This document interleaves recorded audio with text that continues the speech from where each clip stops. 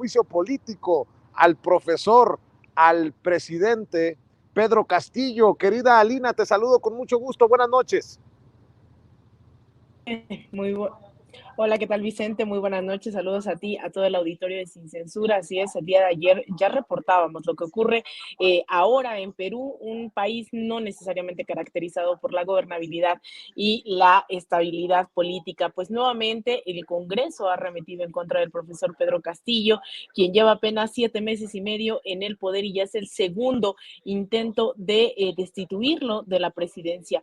El día de ayer reportábamos que el Congreso ha aprobado seguir con esta moción de vacancia por ineficiencia, prácticamente es lo que están alegando también, sobre todo en todos los medios de comunicación, por presuntos actos de corrupción. El presidente Pedro Castillo tendrá que presentarse al Congreso el próximo 28 de marzo, sin embargo, el día de hoy se presentó también al Congreso para dar un adelanto, por así decirlo, de los alegatos que seguramente utilizará el próximo 28 de marzo. En ese sentido, dijo afirmar categóricamente que no ha cometido ningún acto de corrupción ni ha realizado alguna situación que haya buscado favorecerle.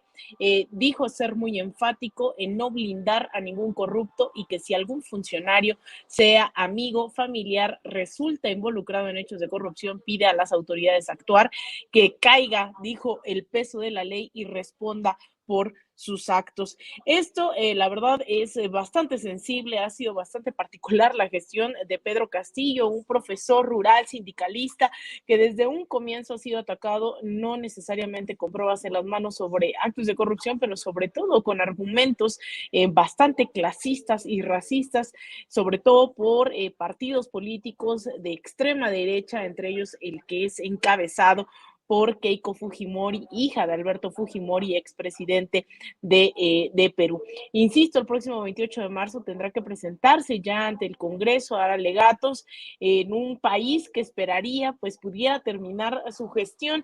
Sin embargo, pues volvemos a repetirlo, en los últimos 4 años ha habido 5 presidentes en Perú, así que bueno, esta crisis se ha prolongado durante muchísimos años y esperaban que con Pedro Castillo, quien llegó de una manera indudable, con mayoría arrasadora a la presidencia el año pasado, pues pudiese gobernar. Sin embargo, esto no está ocurriendo, tan así que insistíamos en recordar que ya es el cuarto gabinete que ha juramentado ante el Congreso en apenas 7 meses. Entonces, ya se presentó el día de hoy ante el Congreso, lo tendrá que hacer en las próximas semanas, esperando que no ocurra algo antes. Tendrán que recabar todas estas pruebas, incluso se le acusa, decíamos, de traición a la patria, de corrupción, entre otras cosas por parte de la oposición, Vicente. Pues estaremos al pendiente, también hay que estar al pendiente de Venezuela, Estados Unidos.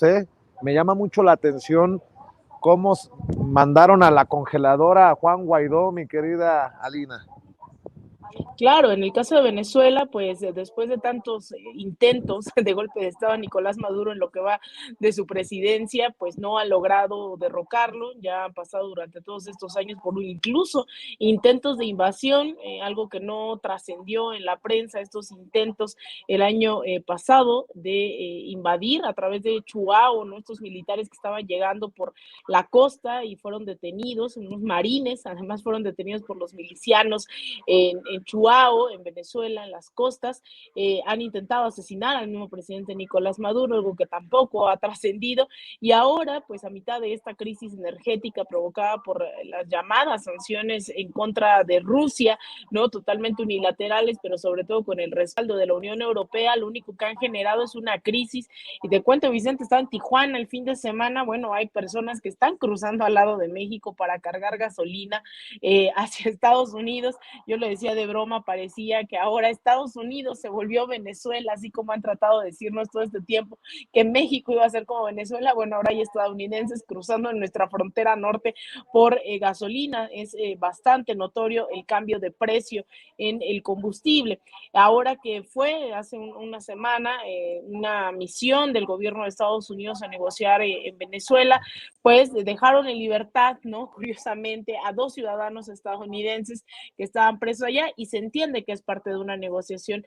Aún no ha quedado claro hasta dónde se va a negociar con Estados Unidos. La verdad es que en las calles, hablando con las y los venezolanos, ellos pues reconfiguraron toda su economía durante estos años de bloqueo, que recordaremos no solamente ha sido bajo la administración de Joe Biden, ha sido durante la administración de Donald Trump, pero estas sanciones comenzaron con Barack Obama, han reconfigurado también toda su producción, economía. Llamaba la atención que los puestos, los mercados estaban abarrotados, la gente tenía capacidad adquisitiva, hay una clara dolarización de la economía venezolana. Sin embargo, hace 2 años, estos alimentos que entregan a las y los venezolanos conocidos como CLAP, en su mayoría, casi el 100%, eran productos importados, y ahora el 85% de esta canasta llamada CLAP ahora es producida ya en Venezuela. Es decir, había una reconfiguración ya de la economía venezolana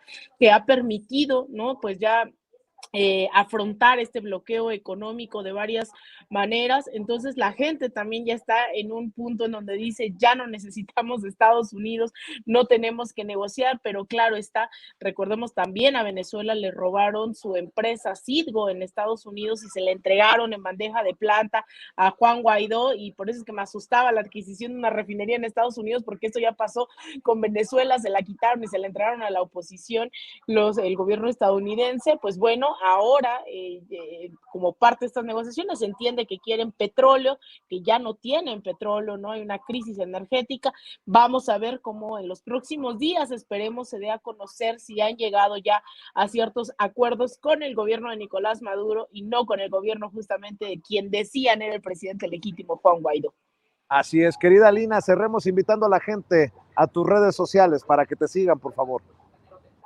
Muchas gracias, Vicente. Pues yo las y los invito a que me sigan en Twitter, en @Alina Duarte_, en Instagram _Alina Duarte, en Facebook.com/Alina Duarte Periodista, y también en mi canal de YouTube para que vayan y se suscriban a mis redes sociales. Y pues bueno, Vicente, te mando un abrazo.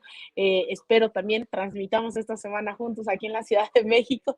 Te mando un abrazo a ti, a todo el equipo y al auditorio de Sin Censura.